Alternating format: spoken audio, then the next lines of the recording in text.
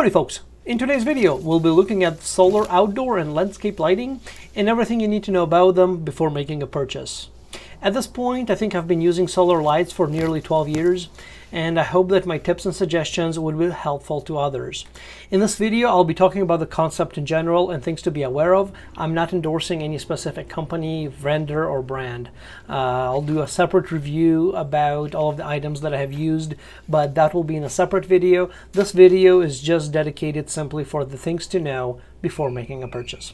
So let's get started. So for me, there are 4 key items to consider when researching or choosing a solar light. Let's start with number 1, modes. Some lights have different modes or functions. Knowing what you need or want helps you know what are you looking for. So if you know that you need light to only come on when there is motion, well, that is going to be the first category, motion only sensitive lighting. It will only light up when it senses motion and it is dark outside. Of course, during the daytime, it should not be turning on. These are great for locations where you need occasional light or just to add a little bit of light to a dark spot. For these lights, their size and solar panel does not have to be large because, again, they're not on all the time. They are only on when there is motion. They do not have to be in a location that gets sun all the time, but they still need at least several hours of light during the day in order to recharge the internal battery during the day. The next mode is dusk to dawn. This is when the light comes on during the dark hours and it stays on until the sun or light rises again. In reality, the light stops when the battery runs out. They generally don't last the full night, but they can last between 4 to 8 hours, generally depending on the light. For those lights to work, they have to be south-facing without large obstructions in order to get the most daylight hours in order to recharge the battery.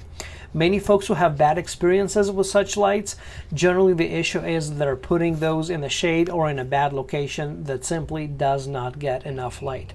For me, this is my favorite mode, and I like to light up my front door and the porch area when it gets dark out without actually needing to use electricity to light up the porch area. However, I also have an electric light that is only motion-based, meaning that the porch stays lit using the solar lights and it gets enough light out there for visibility, but when somebody approaches the property, gets close to the door, then the big light, electrical light, does come on. Most of the time, I find that these dusk to dawn work fairly well, and for me, they generally add between 4 and 8 hours of light once it is dark outside. In the wintertime, of course, when the cold temperature hits, that could be shorter depending on, again, the sunlight availability. For those small landscape lights that stick into the ground, some ground clearance is required. I like the ones that have short poles, maybe 6 to 12 inches from the ground, and they add nice accent light. However, I had very poor results with those small and shallow path lights that are stuck right on the ground. For me, they were at 100% failure rate. I would definitely avoid those. They're quick to fail, and the ones I had appear to be not weatherproof. So for me, those are definitely skip item. Don't even consider to give it a try or even try to ask them to honor their warranty. They're just trash. The next mode is this dim dusk to dawn plus motion sensor mode, and what that is generally that the light is going to be dim when it's dark outside. However, when it senses motion, the light turns brighter for a period of time and then it goes back into the dim mode. This is gonna vary based on each light. Reality here is that most of those lights that have this dim mode is not sufficient. There are some out there that actually do a decent job, but if it's not doing a decent job, then this dim light is not going to help. In my opinion, sometimes it could be a good compromise for those sections that you need just a little bit of extra light, but you may not have a lot of solar light in that location to charge during the day. So in those cases, that could be a good compromise.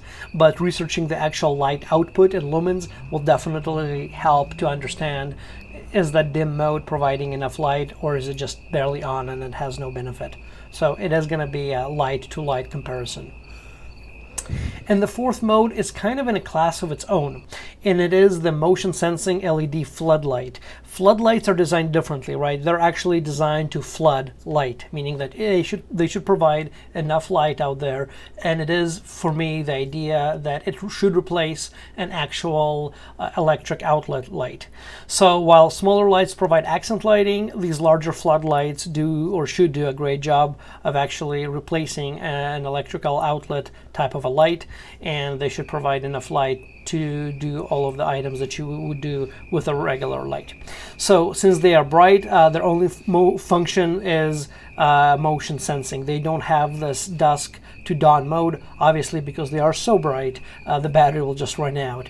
And of course, the battery capacity for each unit is going to be different, so that is going to be something to consider when you are looking not just at this light, at any solar light, but it is critical for this floodlight capacity or capability, because an underpowered battery is not going to hold a lot of power, so that when the light comes on 5 times and then it's dead, it's not going to be of good use. I had good experiences with 2 lights that I used to light up a good section of my yard, and they do a decent job. Next item here are mounting options. Some considerations is needed here, and also consider how do you plan to turn the light on or off, or if you need that capability. In terms of mounting options themselves, some lights are mounted with 1 hole and 1 screw. Others need 2 holes, 2 screws method. There are lights out there that use a mount or a bracket, and then the light is going on those brackets. So those are the things to consider. Also keeping in mind, are you mounting it to the wall, to a brick wall, or is it a fence or wood, etc. If you're planning to use the light for security purposes, then some mounting options may be more secure than others. In front access or street areas, for example, I like to mount it securely with screws so that neither wind or pedestrians can easily displace it. In the backyard, obviously that doesn't matter, so lights that slide on or slide off or screws are not an issue for me. Next item here is light switch location. You'll be turning this light on or off, or is it going to be set and forget type of an item? That is an answer that you need to have ahead of time, because based on this decision, some lights may work for you and some won't. Some lights have a button on the front, some have it on the back, and some need special tool to turn it on or off.